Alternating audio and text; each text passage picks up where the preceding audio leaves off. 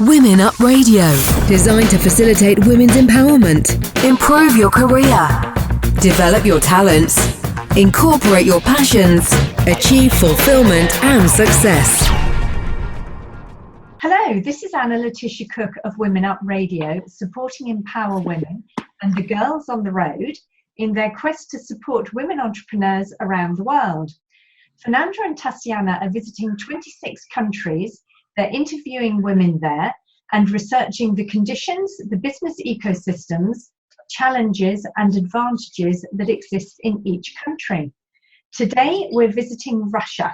So, hi, Fernanda and Taci. How are you today and how's Russia? Good. How are you? Great. The country's amazing. It's beautiful.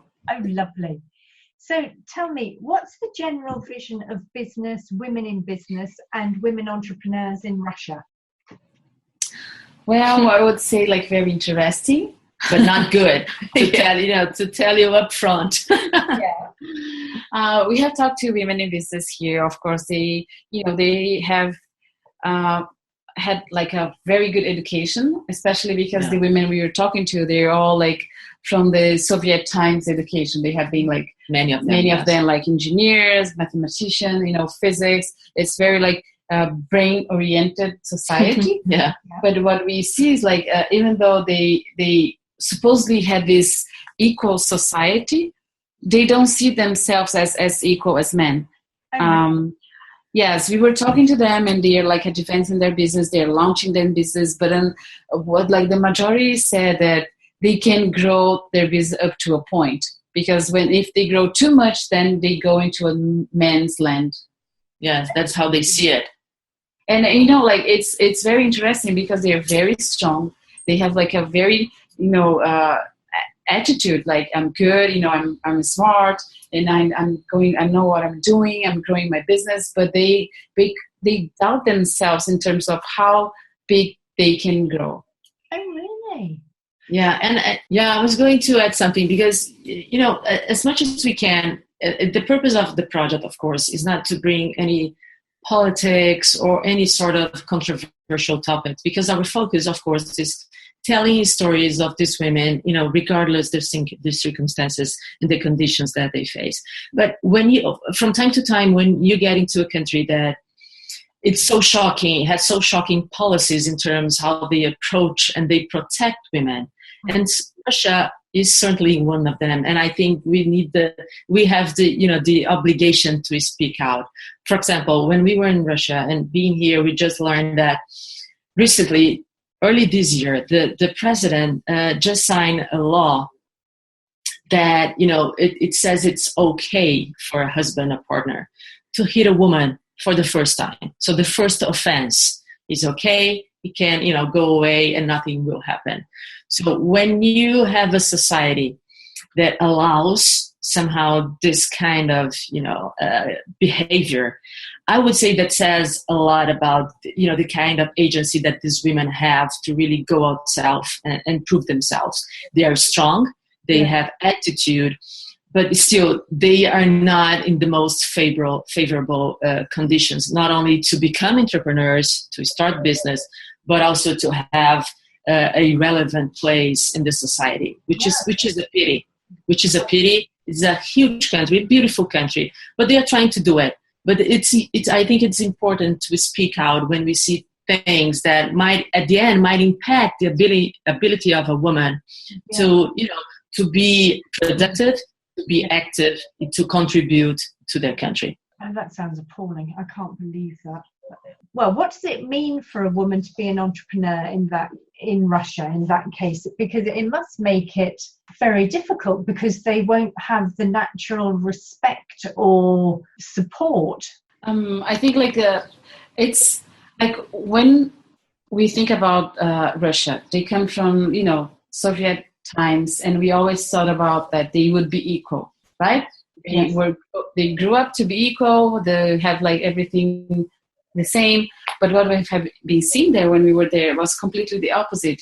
Even at Soviet times, women would work, yes, but not in the same positions as men. They would be teachers, they would be all sorts of things that were considerably like feminine jobs. And of course, when they would come back home, all the share of responsibility would still lie on women. Like equality, yes, but as when it comes to a house, the guy, as in many other countries, would come back home and watch TV, while the woman would be the one who is going to cook, clean, and take care of the kids. Yeah.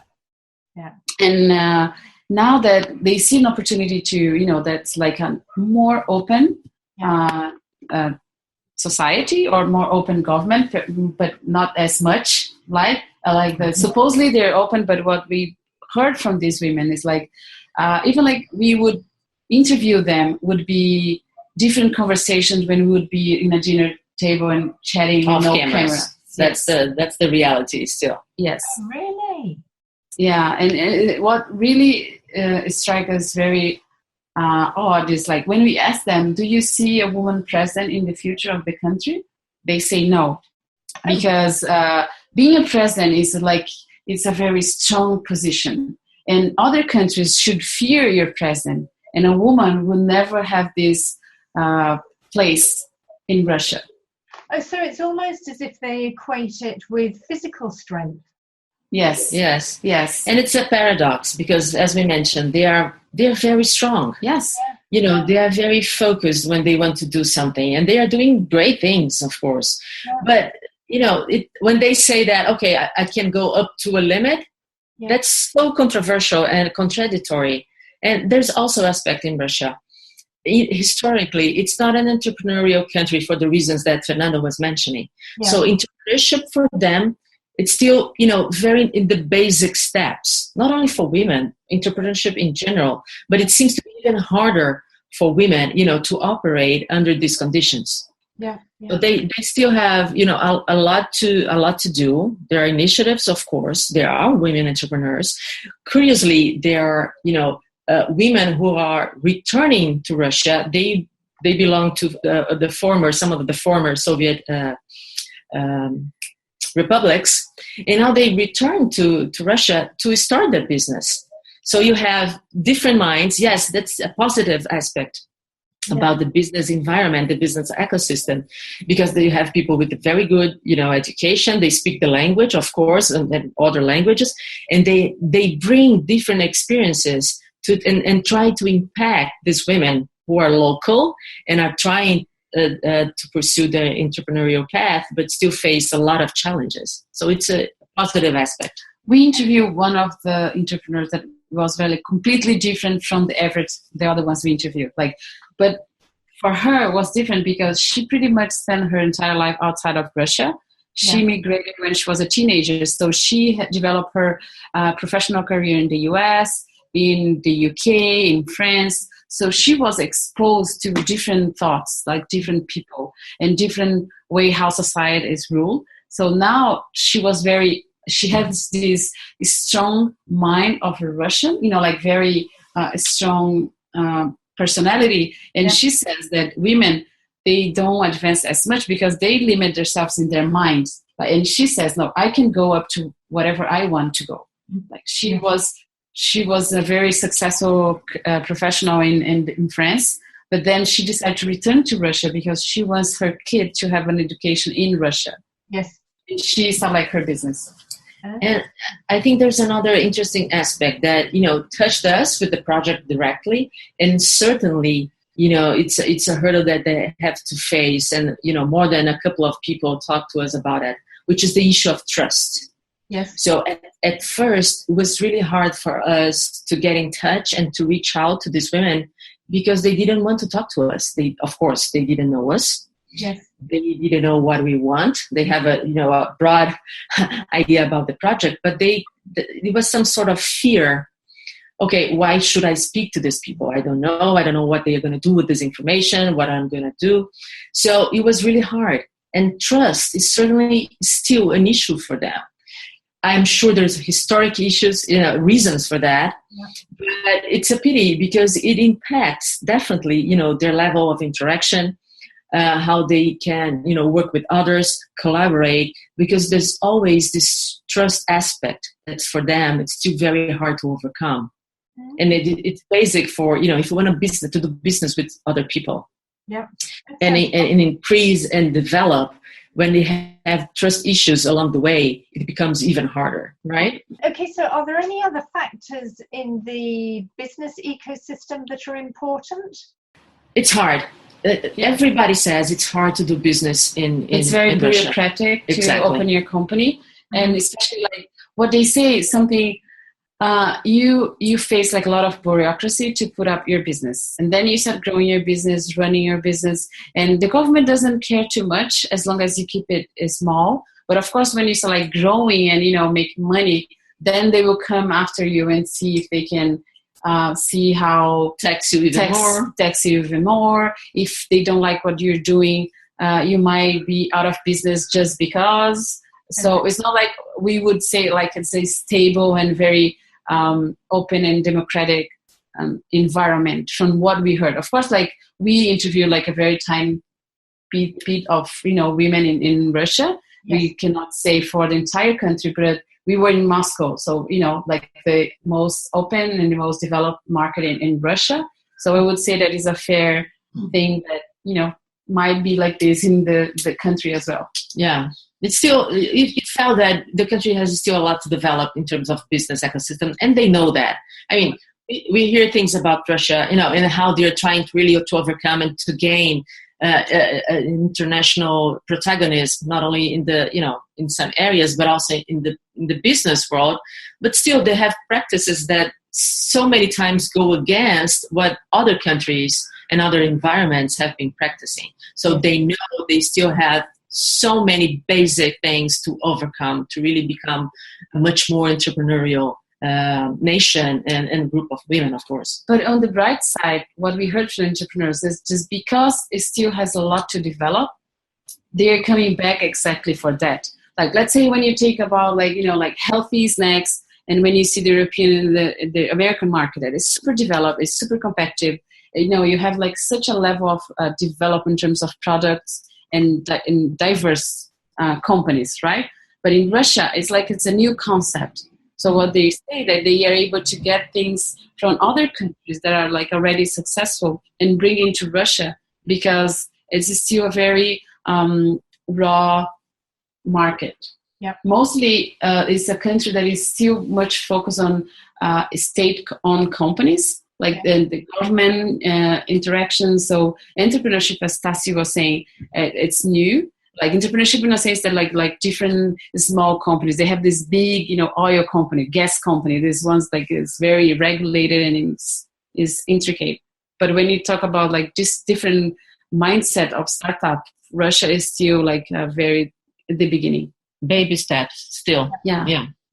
Okay, so what soft and hard skills have the entrepreneurs got in common, or what ones do they need to develop? Well, I would say that for soft skills, trust is certainly yes. a huge one, and trying to work in a more diverse environment, and really try to be much more collaborative. I'm not saying that the ones that we talk to, and of course we cannot, as Fernanda mentioned, talk about the whole country, but still it seems to be things that they can certainly improve.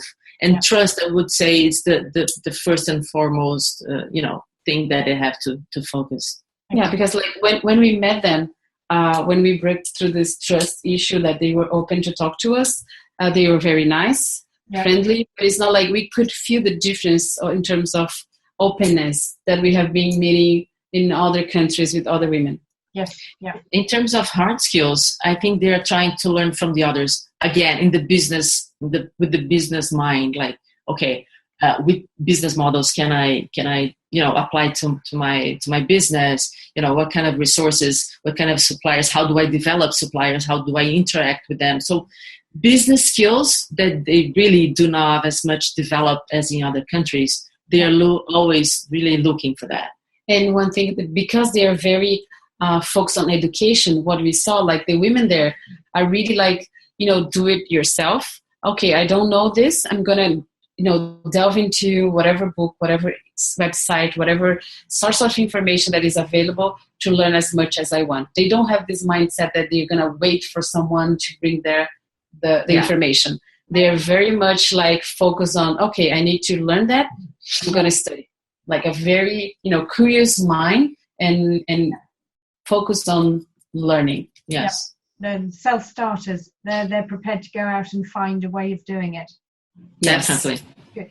Okay, and can you tell us about a key motivational difference in Russia that could help other women entrepreneurs? I would say that Russians, they seem to get their motivation from the hardships that they have to face. Yeah. Whereas in other countries, the motivation comes maybe from, I have resources, I have incentives, so I feel motivated all the time because I know there are people around me, surround me that support what I'm doing. Yeah. We do not see that as much in Russia for the reasons that we just talked to. But, knowing that you have to keep going and you have to face your hardships the best way possible and try to change the environment, I think that for them it's a major motivation. And that can be applied for so many women. I mean, they're not stopping because of the challenges. They are trying to, work around it, try to change it, change themselves so they can somehow at the end impact the whole environment, the whole ecosystem. And we know that happens in other places with so many women around the world. So if there is one thing that the Russians can, somehow show other women entrepreneurs around the world, don't let the hardships really stop you. Yes. Try to make it regardless. And they wanted to make a different country. I think all the years that they had the Soviet society, what they see now is now it's an opportunity to change the face of the country, to change the way, people relate. And I think they're very into it. Yes, definitely. Thank you very much, Fernanda and Taci, for taking us to Russia. It was very interesting, not what I expected. And next week, it will be absolutely fabulous because next week you're going to Cuba. So we'll hear about Cuba next week. Yeah, awesome. You will like it, I'm sure. Lovely. Thank you. Bye-bye. I'm Anna Letitia Cook. My guests were Fernanda Mura and Taciana Mello, the girls on the road. You've been listening to us here at Women Up Radio.